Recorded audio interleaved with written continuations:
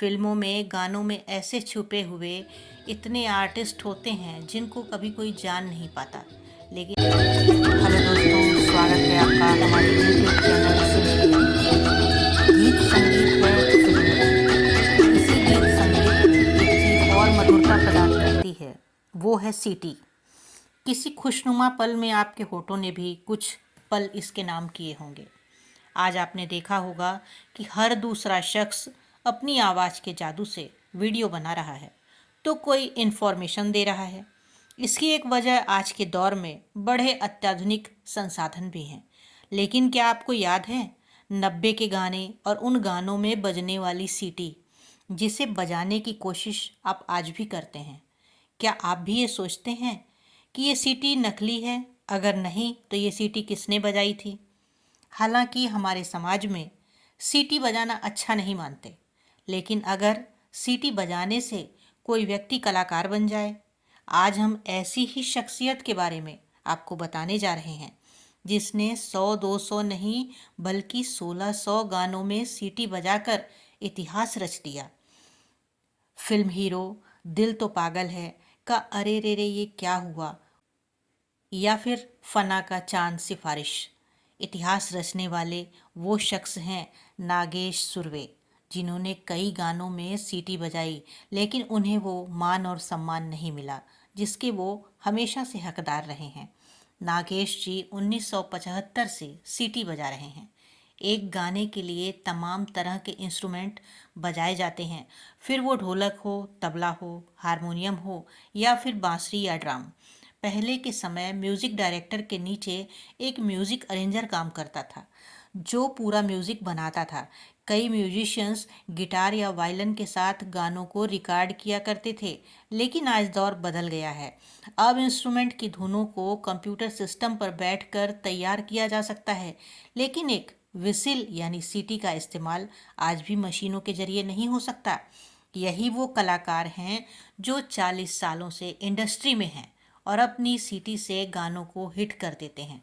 दिल तो पागल है, फना, कुछ कुछ होता है, मुन्ना भाई सीरीज, सौदागर, बर्फी जैसी कई फिल्मों में उन्होंने अपनी सीटी से गानों को अमर कर दिया है। ये करिश्मा करने वाले शख्स हैं नागेश सुरवे, जो 1975 से आज तक आपने जितने भी गानों में सीटी सुनी है वो नागेश सुरवे ने ही बजाई है। नागेश सुरवे बॉलीवुड गानों में सीटी बजाकर वो खूबसूरती ले आए जो गानों को अलग रूप देता है।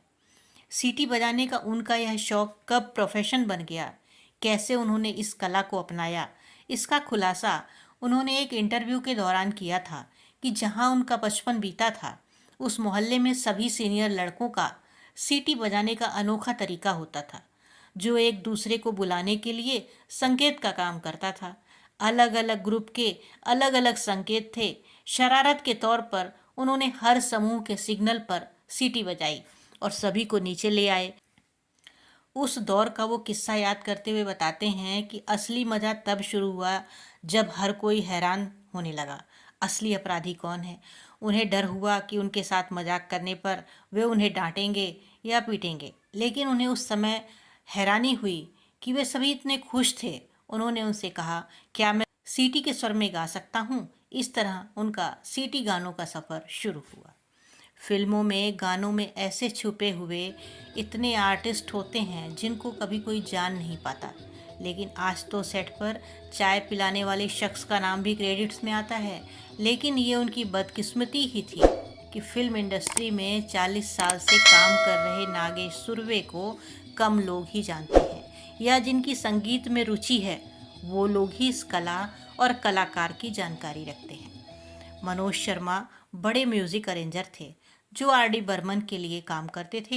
एक पिकनिक में वह मस्ती में सीटी बजा रहे थे तो मनोज ने उनसे कहा, क्या गाने में सीटी बजाएगा?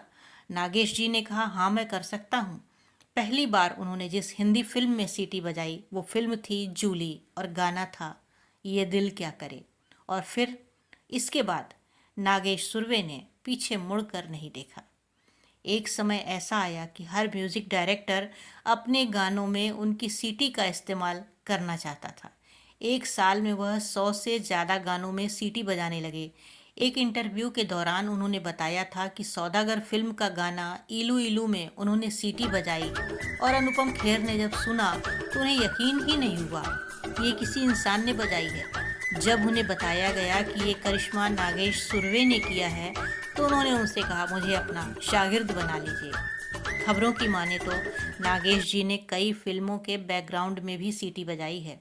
साथ ही सीटी बजाने के अलावा पहेली और कृष मुस्कान में पक्षियों को आवाज़ देने का काम भी किया है। सुभाष गई की फिल्म हीरो थी जिसने उन्हें उचित पहचान दिलाई। उसके बाद उन्हें आगे बढ़ने से तो कोई रोक नहीं सका। वे कहते हैं, सभी फिल्म निर्माता मुझे मेरे नाम और मेरे पेशे से जानते हैं, फिर भी फिल्म के क्रेडिट में मेरा नाम गायब हो जाता है।